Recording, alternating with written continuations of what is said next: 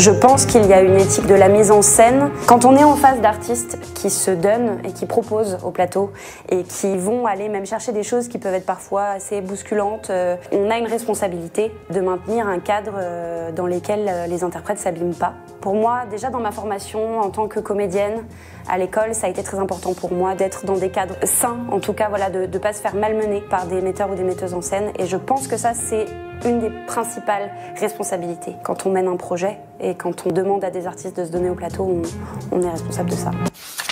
Ça, pour moi, c'est un mot très important, l'éthique. Donc oui, je vais dire qu'il y a une éthique. Pour moi, l'éthique rime avec respect, finalement. C'est le respect de son travail, c'est le respect de l'autre, et finalement aussi la conscience de ce qu'on raconte.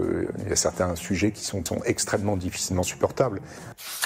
Pour moi, il y a une chose qui est fondamentale à l'intérieur du travail, c'est la question de la joie. C'est vraiment un facteur qui est fondamental, que j'aime à instiller dans toutes les équipes et qui, pour moi, doit aussi se ressentir au plateau, pendant les représentations. J'ai l'impression que ça, c'est une forme de guide qui est aussi important que la qualité théâtrale de ce qu'on peut produire et que cette éthique, voilà, elle doit se ressentir à travers à la fois une générosité dans le travail, mais aussi à beaucoup d'autres endroits, sur des questions de transparence au niveau des rémunérations, de l'organisation du travail. C'est un métier de pouvoir, la mise en scène, à mon sens, et donc quand il y a pouvoir, il y a nécessité de l'encadrer et de pouvoir avoir une éthique aussi. Alors là, sur ce chantier, Marie-Pierre Bureau va faire l'intervention liminaire, comme pour les autres, et ensuite il y aura une chose un peu particulière, une présentation de la Bibliothèque nationale de France. Ils vont arriver un petit peu après et vous allez présenter l'étude qui a été faite sur l'histoire des femmes dans la mise en scène en France. Je laisse la parole à Marie-Pierre. Oui, alors moi, dans l'atelier responsabilité, il s'est dit beaucoup de choses. Donc j'ai choisi de faire un petit focus sur la question de la diversité qui a été beaucoup débattue dans ces ateliers. D'une certaine manière, c'est un sujet qui fait ciment. Pour ceux qui sont là depuis le début, vous remarquerez que je file la métaphore de la truelle. Alors, à chaque fois, je vais énoncer une mesure et puis je vais vous l'expliciter le plus rapidement possible. La première mesure proposée, c'est intégrer des quotas pour favoriser la diversité dans les distributions et équipes artistiques en prenant en compte des critères ethno-raciaux, d'origine sociale et de diversité des corps et des genres, tout en évitant l'assignation identitaire. Si je vous le fais court, tout le monde faisait le constat que ça manque de diversité dans les salles et qu'une clé pour faire plus de diversité dans les salles, du côté du public, ça serait de faire plus de représentativité sur les plateaux. Tout le monde nommait des dangers qui étaient des dangers d'assignation identitaire, d'essentialisation des personnes, mais tout le monde faisait aussi le constat que sur la question de la parité, tant qu'on n'avait pas compté, ça n'avait pas progressé. Donc il fallait compter. En insistant pour qu'on ne compte pas seulement sur des questions ethno-raciales, mais qu'on prenne vraiment en compte l'origine sociale des personnes dans la diversité, et puis la diversité des genres dans une approche non binaire. Jusqu'à là, ça va, il y avait une sorte de consensus. C'est après que les ennuis commencent. C'est sur quelle base on compte, en fait. On refait des cartes d'identité avec les personnes qui se déclarent comme un tel, une telle. C'est de l'autodéclaration des personnes. Et là, ça devient assez complexe. Et puis, après, venait une autre idée, en général, dans le débat, c'était, mais ça signifie quoi, la diversité, si elle se résume à un comptage de personnes sur des plateaux. Et en général, se disait, la diversité, elle fait sens si on pense à une diversité des imaginaires. C'est-à-dire que là, on allait du côté des droits culturels, plutôt, non pas penser la culture, mais les cultures, et donc possiblement revoir deux choses. Les questions de diversité à tous les échelons, c'est-à-dire dans les comités d'experts, par exemple, dans les lieux, dans les équipes, etc., évidemment chez les tutelles, et puis forcément revoir les critères de sélection des projets aussi. Parce que si on garde toujours la même grille, on arrive toujours à la même culture nommée dans les ateliers comme culture dominante. Voilà. Ça, c'était un étage de réflexion. Et en général, les personnes dans les ateliers se posaient tout d'un coup de qu'en est-il de la diversité dans nos propres équipes et notre sens de l'inclusivité aussi. Alors là, tout à l'heure, Thierry Teboul a mis une grosse mine à l'idée de compagnonnage, mais c'est souvent exprimer le besoin de compagnonnage et de mentorat pour les jeunes artistes, parce qu'il y avait l'idée aussi d'inclure des plus jeunes, et les artistes issus de la diversité, en nommant que c'était un secteur très codifié et que quand on n'avait pas les codes, c'était pas simple d'y rentrer et que il fallait comme ça apprendre ces codes d'autres personnes et que d'ailleurs ces métiers n'étaient pas très attractifs pour les personnes de milieux sociaux défavorisés et qu'il fallait aussi rassurer là-dessus. Et puis enfin, ça a été cité tout à l'heure, mais côté diversité a souvent été évoquer la question des artistes associés et nommer la nécessité de mettre en place des véritables statuts d'artistes associés, c'est-à-dire pas un mot bannière un peu flou, mais y inclure des questions de durée et des questions de participation à la décision dans les choix de programmation, dans les choix que font un lieu. Et puis la possibilité qu'il y ait des artistes associés dans les structures de programmation, mais aussi dans les collectivités territoriales. Il y a un groupe à Marseille qui a travaillé sur faire un projet là-dessus, que finalement les artistes soient toujours associés aux décisions de politique culturelle qui les concernent au premier chef.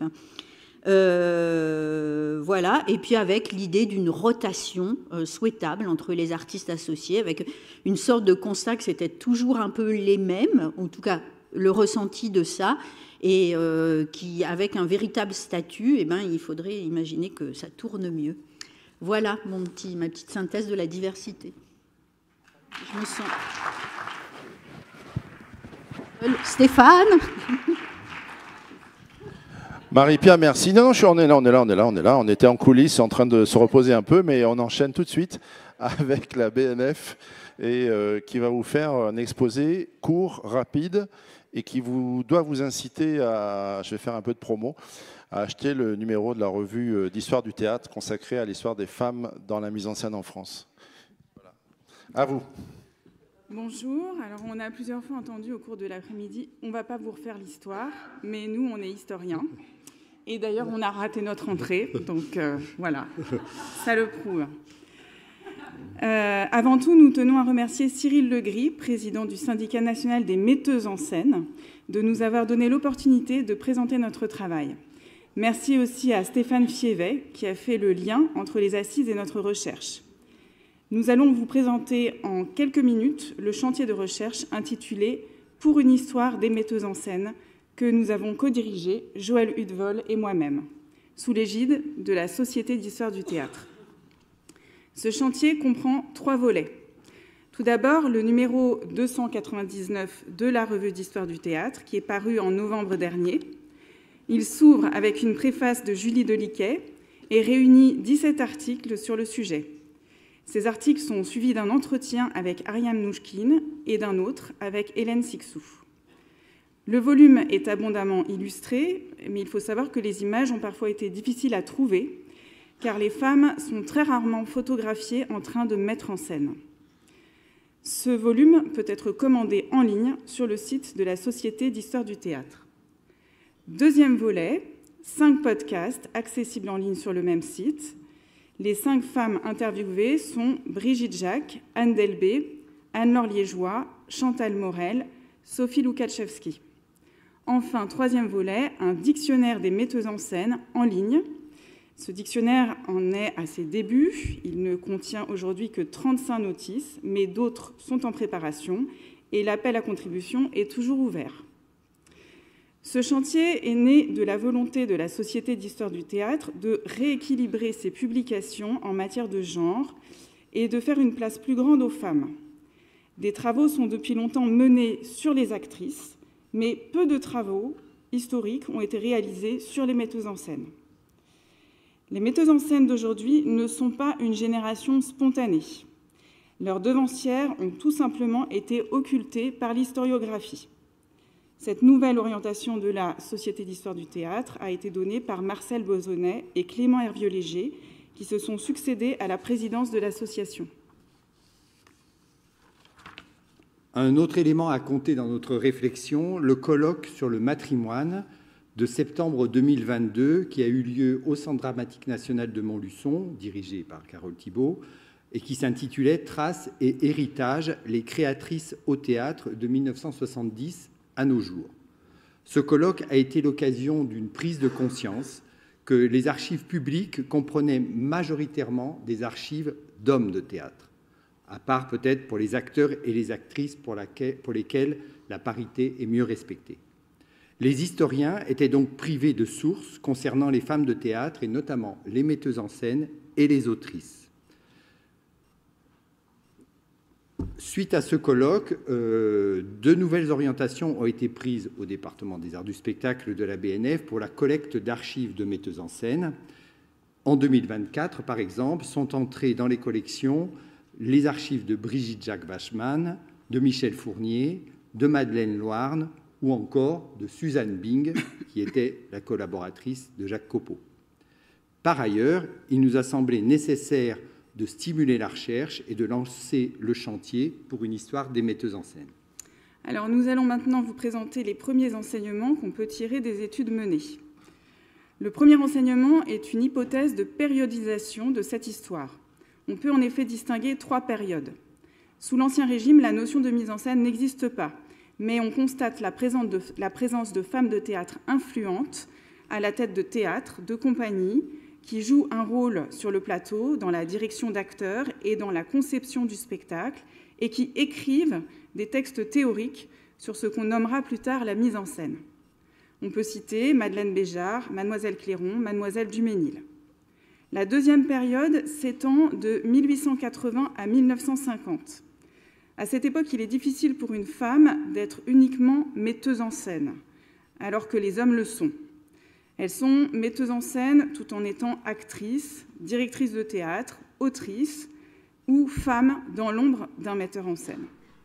Dernière période, 1950-2006, les femmes peuvent être des metteuses en scène de plein droit, mais accèdent difficilement aux postes à responsabilité dans les théâtres et aux moyens de production. Elles sont invisibilisées dans le récit historique. Le volume se termine avec le rapport de Rennes-Pratt en 2006, qui ouvre une période de rééquilibrage. Deuxième enseignement, l'importance de nommer les metteuses en scène, comme l'affirme Julie Deliquet dans sa préface, et d'écrire leur histoire à travers des articles biographiques. Ainsi, vous trouverez dans le numéro les portraits des metteuses en scène suivantes: Sarah Bernard, Réjeanne, Cora Laparcerie, Louise Lara, Simone Jolivet, Vera Corren, Sylvia Montfort, Catherine Dasté, Catherine Monod. Au-delà du numéro est née l'idée du dictionnaire pour faire exister d'autres metteuses en scène dans l'histoire du théâtre. Troisième enseignement, on peut d'ores et déjà identifier des effets de génération dans la période récente. La génération des metteuses en scène actives des années 1960 aux années 1990 apparaît comme celle des électrons libres. Elles sont isolées et ne revendiquent pas d'action collective. Elles ont dû gommer leur genre pour réussir. Elles se présentent comme des artistes avant tout, qui disent avoir convaincu par leur travail. Elles ont un rapport ambigu au féminisme, auquel elles adhèrent pleinement, sans faire directement le lien avec leur propre situation professionnelle.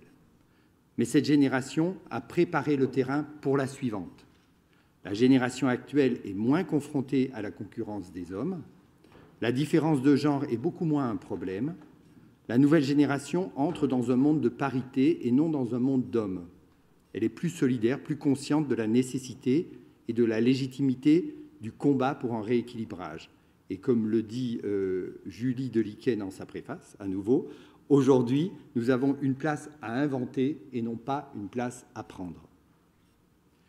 Quatrième enseignement, la prédominance des modèles masculins, y compris pour les femmes, comme Jacques Copeau pour Ariane Mouchkine, ou encore Antoine Vitesse, dont la présence est très forte comme un référent, parce qu'il a poussé les femmes à faire de la mise en scène, comme Brigitte Jacques ou Anne-Laure Liégeois.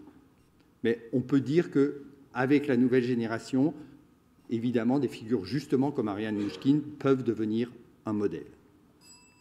5e enseignement, il est difficile d'aborder la question d'une esthétique féminine de la mise en scène.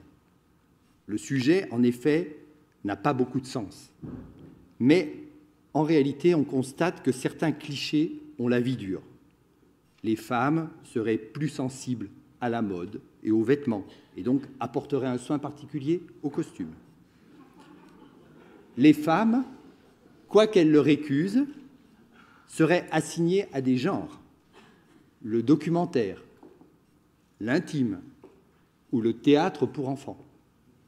En réalité, comme pour les hommes, c'est ce que montre le numéro, il y a une très grande diversité esthétique dans les mises en scène de femmes. Il y a d'ailleurs une très grande diversité de profils et de positionnements, y compris politiques. On trouve des metteuses en scène dans le théâtre privé, dans le théâtre public, à l'avant-garde ou dans des formes extrêmement conventionnelles, des metteuses en scène de gauche et des metteuses en scène de droite. Alors, ce volume est une première pierre et nous espérons qu'il stimulera d'autres travaux de recherche sur le sujet. L'idéal à atteindre demeure une véritable histoire mixte et équilibrée de la mise en scène, hommes et femmes réunis. Merci de votre attention. Merci beaucoup Joël et Agathe. Franchement, lisez cette revue, c'est passionnant. Merci beaucoup et le travail va continuer avec vous. La table ronde suivante nous rejoint et on attaque immédiatement ce chantier.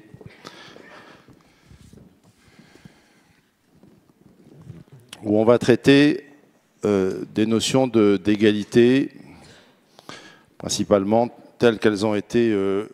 vas-y, Eva. Telles qu'elles ont été très largement saisies par les participants. On vient de parler de la question des femmes. Ce qui est clair, c'est qu'il y a une forme de consensus dans les débats tels qu'ils ont été menés, ce qui ne signifie pas que les choses soient réglées, mais en tout cas, il y a, même dans les chiffres que nous avons, une amélioration qui nécessite qu'on creuse les vraies réalités, notamment en termes d'accès aux moyens de production. Et c'est aussi ce qu'a voulu faire l'association de soutien au théâtre privé avec Anne-Claire Gourbier, qui est sa déléguée générale.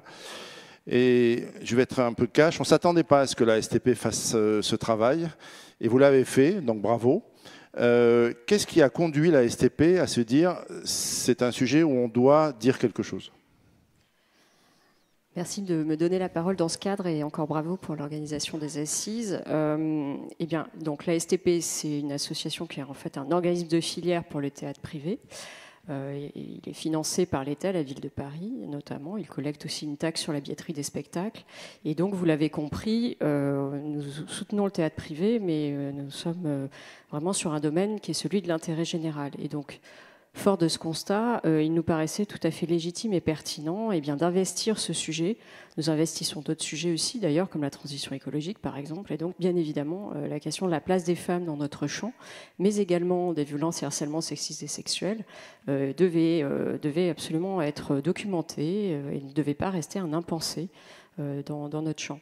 Et donc, c'est la raison pour laquelle nous avons publié en septembre dernier, en septembre 2024, la première étude sur la parité homme-femme dans le champ du spectacle théâtral privé. C'est une étude qui brosse un peu la place des femmes depuis la saison 2017-2018, donc avec un aspect de longitudinité dans le temps, et qui analyse la place des femmes sur, on va dire, tous les corps de métier, qu'ils soient artistiques, administratifs ou techniques. On voit qu'il y a des évolutions dans le temps. Alors, il y a eu un creux au moment du Covid. Là, la situation s'améliore. En ce qui concerne les metteurs et les metteuses en scène, en particulier, on observe que 47% des pièces qui ont été données lors de la dernière saison qui a été observée, qui est la saison 22-23, ont été mises en scène par des femmes. Donc on peut se réjouir de ce résultat qui est quand même pas négligeable, même si bien évidemment nous savons qu'il faut mieux faire et qu'il faut bien évidemment utiliser et déployer des leviers pour à la fois améliorer les bonnes pratiques dans notre filière en matière de VHSS et dans la représentation des femmes dans le champ du théâtre privé. Donc je ne sais pas si c'est le lieu de présenter les actions. Non, une question. On y revient plus tard. Le document est consultable. Le document est consultable sur notre site astp.asso.fr. Voilà, vous avez une rubrique par entrée thématique qui effectivement détaille ce que nous faisons en matière de parité, de diversité et de VHSS. Et l'étude est disponible. Et je précise qu'on a présenté la substance de cette étude dans chaque édition des Assises au moment de la présentation de la partie chiffrée. Une question très rapide. Est-ce que le constat que vous avez fait, vous pourrez conduire la STP à critériser autrement ces aides? Alors, en fait, nous avons déjà commencé à le faire. Depuis le 1er février 2023, déjà, sur l'axe VHSS, tous les adhérents doivent respecter un protocole de lutte contre les violences et harcèlements sexistes et sexuels, et ce protocole conditionne l'accès aux aides. Donc ça, c'est un premier point qui est assez fondamental. Et également, depuis 2023, nous bonifions l'aide à la création, qui est une aide qui est cofinancée par nos tutelles, la SACD et la STP, qui nous permet de décerner des aides à des jeunes auteurs de théâtre, des auteurs dits plutôt émergents, en tout cas des auteurs qui ont joué moins de 5 fois, et cette aide est bonifiée lorsque l'auteur est une femme. Voilà. On envisage bien évidemment d'aller plus loin et de déployer des leviers à la fois financiers et des leviers pour améliorer les bonnes pratiques, aussi bien dans le champ des VHSS que dans le champ de la parité. D'accord. Précisons que le SNMS, si je ne m'abuse, réfléchit à l'édition d'une charte de déontologie de la profession de metteuse ou metteur en scène, où ces questions-là dont ces questions font évidemment partie. Et donc vos travaux, la consolidation de tous les travaux qui ont été faits dans ce domaine sont évidemment les bienvenus pour la réflexion autour de cette charte. Thierry Seguin, qui est directeur du Centre national de création adaptée à Lorient. C'est bien à Lorient, je ne me trompe pas. Non, c'est à Morlaix. À Morlaix, voilà. J'étais sûr que je me trompais. C'est Morlaix. C'est en Bretagne, en tout cas. Bon, Thierry a modéré une table ronde à Rennes consacrée à la question du handicap. Et ça nous paraissait fondamental de traiter ce sujet dans le champ général des assises. C'était une très belle table ronde. Et la question que j'ai envie on a le compte-rendu dans le rapport de cette table ronde, donc on peut s'y référer. Quand on a rediscuté après, on s'est dit, est-ce qu'il y a une convergence des luttes, en fait, sur la question des droits, puisque tu as toi-même, dans la discussion que nous avons eue en amont, fait un parallèle entre la question de la parité et celle de la prise en compte du handicap comme étant deux combats qui pouvaient s'auto-aider, d'une certaine façon, se mutuellement s'aider. Est-ce que c'est bien ça ? Moi, je travaille auprès d'artistes en situation de handicap depuis 1994 et j'ai vu des changements notables. Incontestablement, là, il y a eu la loi du 11 février 2005 qu'on fêtera bientôt. Mais depuis une dizaine d'années, cette aspiration à plus d'égalité homme-femme a fait bouger et effectivement la cause des artistes en situation de handicap sur scène. C'est comme si une discrimination en avait révélé une autre. Et il faut bien avoir conscience aujourd'hui que lorsque vous lisez chaque année le rapport du défenseur des droits, systématiquement le handicap c'est la première source de discrimination. Et donc comment effectivement essayer d'arriver à ce que des artistes en situation de handicap puissent avoir un parcours professionnel, diriger des spectacles, diriger des institutions, on n'y est pas encore. C'est une question de combat contre la discrimination, c'est incontestable. Pour vous donner 2 chiffres, on pense qu'il y a à peu près 13% de personnes en situation de handicap, c'est-à-dire qu'il y a 13% dans la population qui se déclare à partir de 15 ans avec un handicap sévère. Je crois que c'est dans notre profession, dans les services administratifs techniques, c'est à moins de 3%, c'est 2,8%. Et l'ARCOM a mesuré que la représentation de singularité à l'écran, en 2022, c'est 1%. Et dans ces 1%, c'est 84% d'hommes, 16% de femmes. Donc, effectivement, il est possible que le handicap soit au carrefour de 2 discriminations, hommes-femmes, et discrimination des corps neuroatypiques des corps singuliers. Et il y a d'autres modèles que le modèle français comme référent ? Oui, on peut dire qu'il y a deux grands modèles. Il y a un modèle anglo-saxon et un modèle français-allemand, on va dire.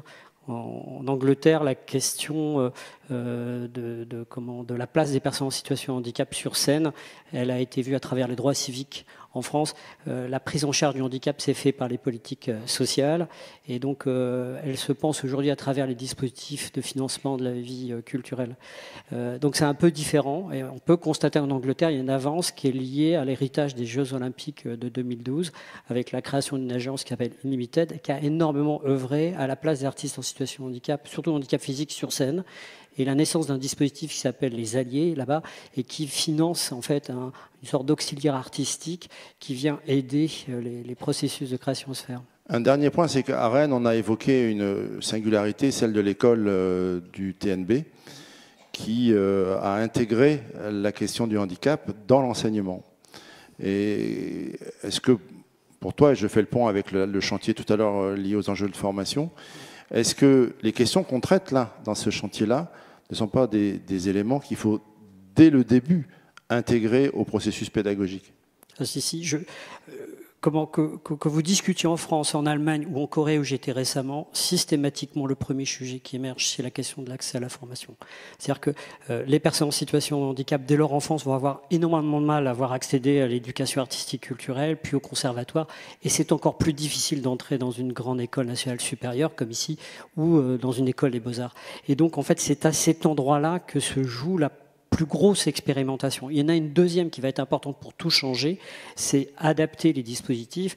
Il est certain qu'il faudrait une intermittence adaptée, mais il faut aussi imaginer l'évolution de tous les dispositifs de financement de la vie artistique, parce que la loi 2005 a prévu des aides, des compensations pour mettre les personnes en situation de handicap à égalité avec les autres, et donc il faut donner plus aux projets inclusifs. C'est ce qui se passe, je crois, au niveau de l'ONDA. Vous êtes en train de faire évoluer vos dispositifs. Le Centre national du cinéma a été interpellé par les députés qui ont dit financer davantage les films inclusifs. C'est tout l'ensemble de la chaîne de production qui doit intégrer le fait que quand vous travaillez avec des corps singuliers, il faut plus de temps, plus de moyens, plus de durée. Merci beaucoup Thierry. Il y a d'autres enjeux d'égalité, on les a abordés. Sarah Véron, qui est metteuse en scène, qui est aussi, je crois, la première vice-présidente du SNMS. Quand on s'est posé les questions d'égalité, on s'est dit il y a la question de l'égalité territoriale.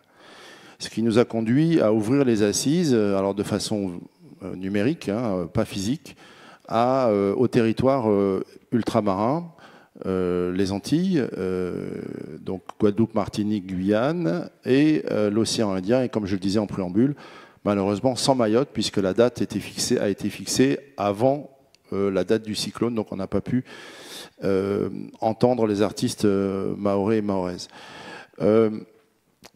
Sarah, je sais que tu es très mobilisée sur ce terrain.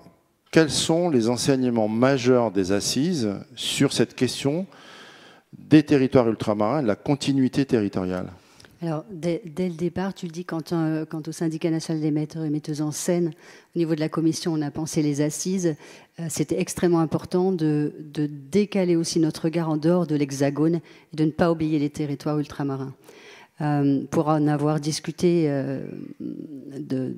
lors d'échanges, de travaux, de tournées avec les artistes, c'était important qu'on puisse recueillir réellement leurs paroles maintenant, et que ça soit réellement intégré à ce travail, et notamment au document qui vient d'être édité.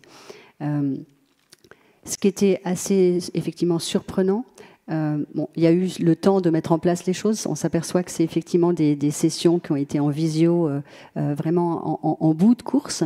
Donc on a manqué peut-être de temps pour avoir un peu plus d'artistes, mais il y a eu des contributions qui ont été importantes. On s'est aperçu qu'il y avait une grande partie des propositions, une grande partie des problématiques qui étaient identiques à celles de l'Hexagone, environ 70-75%, et une part qui était vraiment spécifique à ces territoires. Et notamment, évidemment, on va le penser tous, sur l'éloignement géographique. Ça, c'est évident, tout le monde y pense. Par contre, on a appris effectivement qu'il y avait des gros problèmes sur la formation, puisqu'en fait, sur place, il n'y a pas de formation, quasiment peu ou pas soutenue. Et donc ça, c'est un réel problème, notamment pour à la fois la transmission et également peut-être pour des questions de droit culturel aussi, d'accès à la culture, si effectivement sur place, ça s'appauvrit dans la formation. Et donc l'obligation de devoir venir dans l'Hexagone pour se former, pour accéder à la formation professionnelle. Sarah, formation artistique et technique et de gestion. Absolument. Dans les 3 domaines. Dans les 3 domaines, avec effectivement un déficit énorme sur le personnel encadrant. On parlait effectivement de l'artiste qui fait un petit peu tout. Là-bas, il y a quasiment pas de producteurs, de diffuseurs. Enfin, c'est vraiment, il y a des métiers qui sont quasiment absents. Donc voilà, c'est important de le noter. Et puis la dernière chose, ça serait peut-être aussi sur les dossiers, sur un certain nombre de référents ou d'indicateurs qu'on a sur l'Hexagone, sur un certain nombre de caractéristiques qui sont différentes en fait dans les territoires ultramarins, et on leur demande la même chose en fait. Donc il y aurait adapté en fonction des situations, adapter un certain nombre de dossiers, de demandes pour que ce soit spécifique, au territoire et leur donner plus de chances. Une adaptation des normes en quelque sorte. Ça pourrait être ça, une adaptation des normes. Ouais. Là, avec le tiraillement, puisqu'on a fait les visions ensemble, Sarah, avec le tiraillement, d'être à la fois dans une logique de proximité sur les territoires, et en même temps de proximité avec le pays, c'est-à-dire de venir aussi dans l'Hexagone, et toutes les complexités que ça représente, en termes pas uniquement économiques, certes en termes économiques, mais aussi en termes de stratégie, de projets artistiques. Donc c'était vraiment essentiel qu'on les entende à cet endroit. Et quand tu parles de projet, c'est aussi ce qu'on entendait aussi de leur part, et qu'il faut qu'on entende. C'est parfois l'impression, pas d'un mépris, mais peut-être de ne pas être réellement considéré. C'est-à-dire d'avoir l'impression qu'effectivement les programmateurs, ils ne regardent pas de ce côté-là. Le travail de ces artistes, ça ne les intéresse pas vraiment. Et donc c'était vraiment ce sentaiment-là, un petit peu de subir encore à nouveau une espèce d'invisibilité. Donc voilà, il y avait cette demande peut-être d'avoir un lieu plus visible, peut-être sur Paris, mais au-delà de ça, de ne pas non plus être stigmatisé dans un endroit, de pouvoir être vraiment présent dans des programmations, au même titre que n'importe qui en fait, pour ne pas être stigmatisé. Voilà. Merci Sarah. On a dans la synthèse de Marie-Pierre Bureau entendu qu'il y avait un sujet qui agitait un peu tout le monde, qui est celui de la question des quotas. Donc Eva Dobiasek va répondre sur ce terrain. C'est pas simple cette question-là. Qu'est-ce qu'on traite? On traite de la question de la diversité. Ça a été déjà un sujet sur la question de l'égalité entre les femmes et les hommes. S'agissant de la diversité sur les plateaux, on est quand même très très loin du compte dans ce pays. Quelle qu'elle soit. Eva Doumbia, metteuse en scène, autrice. La question des quotas, c'est une bonne question? Oui, c'est une bonne question. Quand on a fondé le collectif Décoloniser les arts en 2015, on faisait de manière complètement illégale, on comptait, on regardait les programmes des théâtres et on comptait les personnes racisées dans les distributions. Et puis comme je fais vite, en fait, je ne vais pas expliquer comment on faisait vraiment, mais en fait, on le faisait. Et puis, on regardait aussi les personnes, le nombre de personnes issues de ce que vous appelez la diversité, que moi j'appelle l'immigration postcoloniale, dans les directions de spectacles et les directions. Donc, en fait, paradoxalement, alors qu'on a avancé à un moment donné, alors moi, maintenant, je compte plus parce que en fait, on s'est un peu fatigué de tout ça, mais néanmoins, on peut constater qu'il y a un recul qui est associé avec ce dont on parlait tout à l'heure, la montée de l'extrême droite, puisqu'il y a une censure aussi, une autocensure de la part des artistes et aussi des institutions. Alors moi, je suis effectivement pour les quotas, pour qu'on arrive à quelque chose de plus égalitaire. Il y a environ 30% de la population française qui n'est pas blanche, donc ça serait intéressant qu'il y ait 30% de la population française qui soit représentée. Mais il y a aussi, je crois, d'autres sujets. Je vais faire vite. Il y a d'autres sujets qui sont l'incitation dans les formations, c'est-à-dire qu'il y a des efforts conséquents qui sont faits dans les écoles nationales supérieures chez les interprètes. Chez les créateurs, c'est beaucoup moins évident. Et en fait, là, je sais pas, j'ai pas mes lunettes, mais je pense que je suis la seule personne noire de l'assistance. Ah, super. On est deux. Donc ça veut dire qu'on est deux. Je ne sais pas combien on est, mais... Ah, ok. Donc mais on est quand même pas beaucoup. Donc je vais mettre mes lunettes tout à l'heure. Mais donc en fait, on est très peu à pouvoir avoir les moyens de production. Et je pense que l'intérêt, je pense que ça serait très intéressant qu'on soit plus nombreux, puisqu'on arrive avec des récits différents. Et ça, c'est intéressant, notamment quand on aborde des questions historiques. Moi, je le constate tout le temps, chaque fois que j'arrive dans des groupes où il y a des jeunes, en fait, avec les problématiques que nous abordons, évidemment, en fait, il y a des jeunes qui disent « Ah, enfin, ça parle de ça ». Et puis aussi, parce qu'on arrive aussi avec des esthétiques différentes, puisque arrivant d'autres cultures, et ben en fait on peut aussi métisser nos cultures d'origine avec les cultures plus classiques occidentales. Je voudrais quand même juste dire une chose, moi je suis un peu gênée chaque fois qu'on parle de convergence des luttes, parce qu'il ne s'agit pas vraiment de ça, il s'agit de considérer toutes les différentes discriminations, parce que évidemment si on parle de diversité, on est obligé de parler de discrimination. Donc en fait, moi ça me semble légèrement problématique de parler de cette place-là, puisque ça veut dire qu'en fait, on a encore un regard surplombant, masculin et blanc, qui dit, en fait, il faut qu'on donne un peu des miettes aux autres populations. Donc ça, c'était pour moi, hein, vous l'avez compris. Non, mais c'est pas une attaque en vérité. C'est que je voudrais qu'on réfléchisse un peu différemment, qu'on décentre les regards, parce que évidemment que la question du handicap, elle est nécessaire. Je pense qu'ici, c'est pas accessible, par exemple, au conservatoire. Moi, je travaille notamment avec une artiste handicapée. En fait, je regarde tout le temps si elle peut venir ou pas. Il me semble que c'est pas accessible. L'école du Nord, qui est quand même une des écoles les plus... et puis, pardon, David, de parler comme ça, alors que...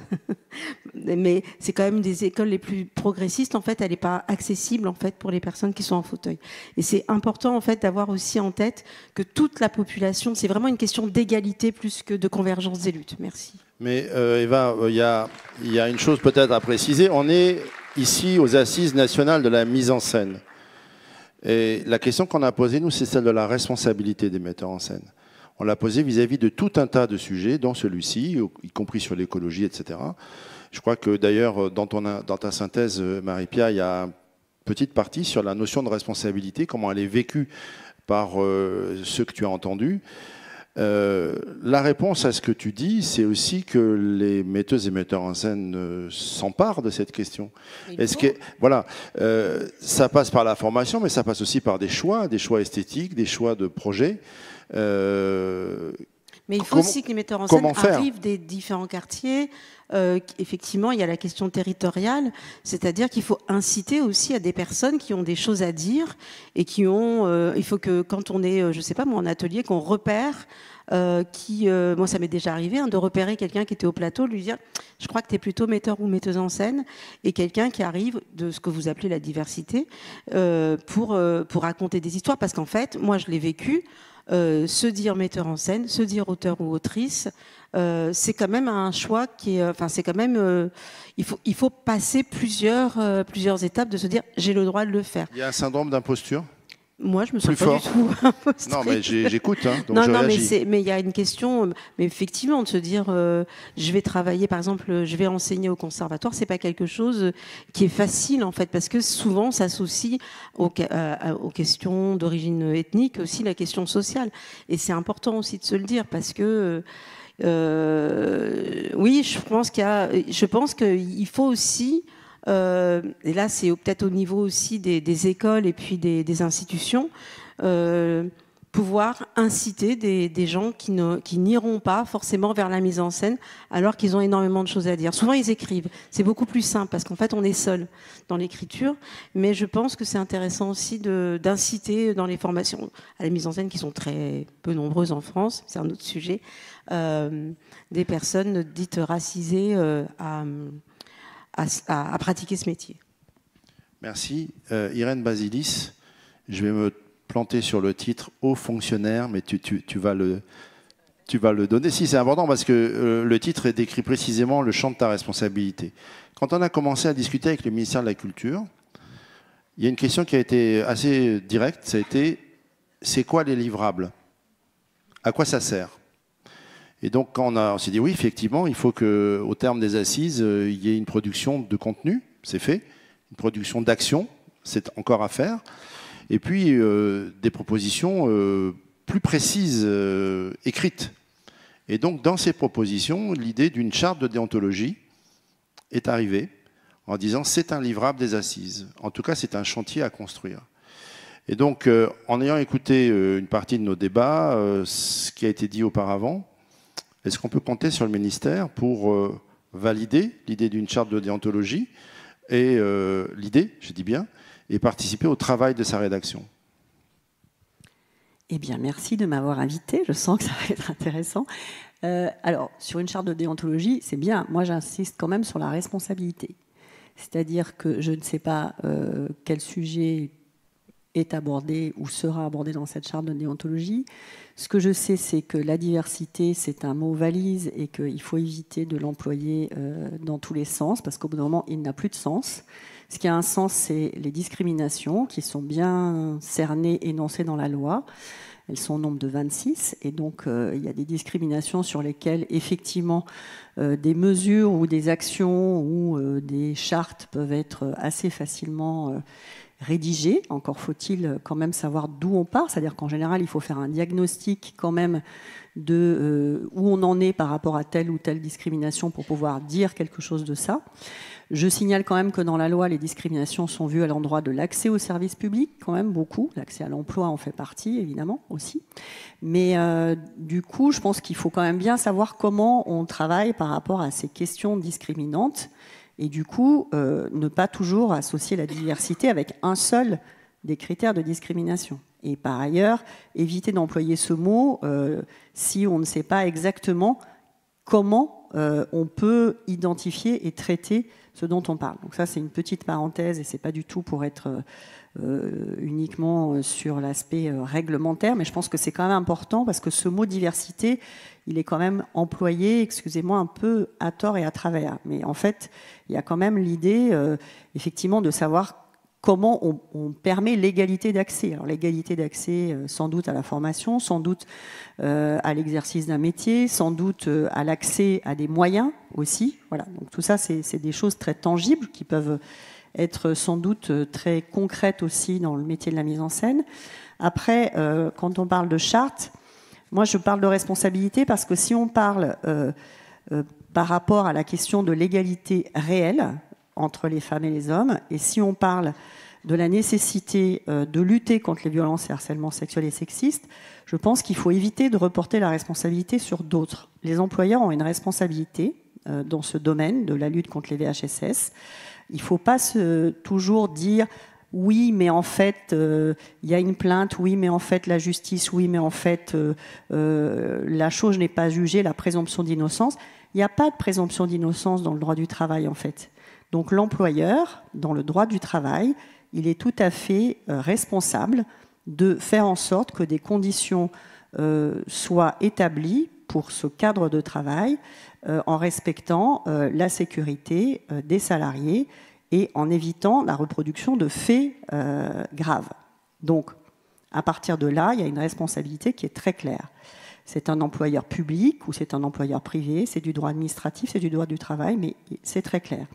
Mais la responsabilité est engagée du collectif. Et donc, ce n'est pas seulement l'employeur ou le ministère de la Culture ou la ville de X ou le ministère de Y qui doit s'y coller. C'est-à-dire que c'est une responsabilité collective. Et chacun et chacune est capable, à un moment donné, de dire « stop, ça ne se fait pas, ça ne se dit pas, ça n'est pas possible ». D'abord parce qu'il y a du droit pénal derrière beaucoup d'infractions qu'on a tendance à minorer, et ensuite parce que c'est parce que le collectif est confiant et qu'il est actif que ces violences et harcèlements sexuels et sexistes cesseront.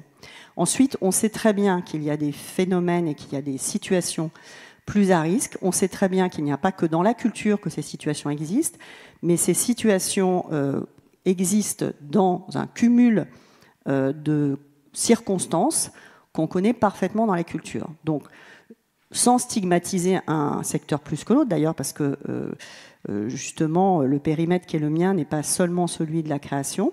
il est aussi évidemment à l'échelle du ministère de la Culture, tourné vers le patrimoine, vers les industries culturelles, vers un certain nombre, y compris l'enseignement supérieur dans le domaine de la culture. Donc, à tous ces endroits-là, il est nécessaire de prendre la mesure de ce problème systémique, j'ose le dire quand même. Et je pense que si on veut renverser les choses et si on veut, à un moment donné, permettre aussi la prise en compte d'autres types de discrimination et d'autres problématiques, qu'elles soient d'origine sociale, qu'elles soient d'origine géographique, qu'elles soient aussi liées à des corps différents et à des approches différentes et à des façons d'être au collectif différents, je pense qu'il faut quand même qu'on commence par balayer devant cette porte-là. Une précision quand même, la réflexion qui est menée sur la déontologie ne touche pas qu'à la question des discriminations. Absolument. Elle touche aussi à l'exercice de l'autorité. Oui. Donc, dans le champ d'investigation, il y a aussi qu'un metteur en scène, une metteuse en scène est souvent en situation d'autorité. Alors, ça peut se discuter du démiurge. D'autorité et de pouvoir. Il y a un très bon rapport qui a été rendu au gouvernement il y a 2 mois de ça. Oui, il y a des modalités différentes de travail dans les équipes. C'est pas systématiquement non plus difficile. Hein. Ne dressons pas un portrait noir de la question de la position des metteurs en scène, je dirais. Mais en tout cas, à défaut d'être employeur, l'autorité, elle s'exerce. En tout cas, l'arbitrage s'exerce. Et donc, ça a été dit par beaucoup d'intervenants, je parle sous ton contrôle, Marie-Pia, mais il me semble que beaucoup d'intervenants ont dit que la question des relations humaines au sein d'une équipe, la gestion de ces relations humaines, faisait aussi partie d'une déontologie à construire. Mais pour répondre en partie à ta question, pourquoi pas vous accompagner sur la rédaction de cette charte? J'ai quand même, il me semble, et je dis mais je parle pour le ministère de la Culture, et je pense que la délégation théâtre et aux arts associés, évidemment, mais peut-être d'autres personnes du ministère seraient quand même intéressées pour voir de quoi il retourne. C'est-à-dire qu'en fait, le ministère n'est pas là pour réglementer la profession, je crois que c'est très clair. C'était pas le sens de la question. Donc je pense que quelque chose vienne de la profession en termes de déontologie, c'est extrêmement fort. Donc c'est difficile de dire, oui, bon, ben, c'est bien, mais restez entre vous. C'est extrêmement important pour le ministère de la Culture, à mon sens, et aussi pour le signe que ça peut donner. Comme tu le soulignes, effectivement, il ne faut pas noircir le tableau, mais cette question d'exercice du pouvoir et donc de l'autorité et de l'abus possible dans les 2 cas, elle s'exerce à d'autres endroits du jeu. Donc je pense que donner un signe à un moment donné d'un travail et d'une façon de poser les questions et le problème est extrêmement important. D'accord. Pour être tout à fait complet, les personnes qui se sont exprimées ont aussi parfois que ça s'adresse à leur endroit dans leur discussion avec la tutelle. Mais alors ça, je suis complètement d'accord que l'exercice du pouvoir n'est pas toujours au même endroit. L'exercice du pouvoir n'est pas uniquement dans la posture du metteur en scène, mais bien dans son rapport aussi au système. Merci beaucoup. On a pris un tout petit peu d'avance, mais ça nous arrange pour pouvoir tenir le planning. Sauf si tu veux rajouter quelque chose, Marie-Pia, ou un dernier commentaire rapide. Mais je pense qu'on a bien... Oui, Thierry, mais alors très court. Très court, je pense que la question de la formation des acteurs sur ce sujet est extrêmement importante à toutes les échelles. Et ce soit sur la question de la parité comme sur la question des personnes en situation. C'est évident, et d'ailleurs c'est symboliquement signifiant que nous fassions cette synthèse au conservatoire. C'est pas tout à fait par hasard, c'est parce qu'on pense que les questions de formation sont essentielles avec tous les enjeux que vous venez d'évoquer. Un grand merci à vous, et on va enchaîner.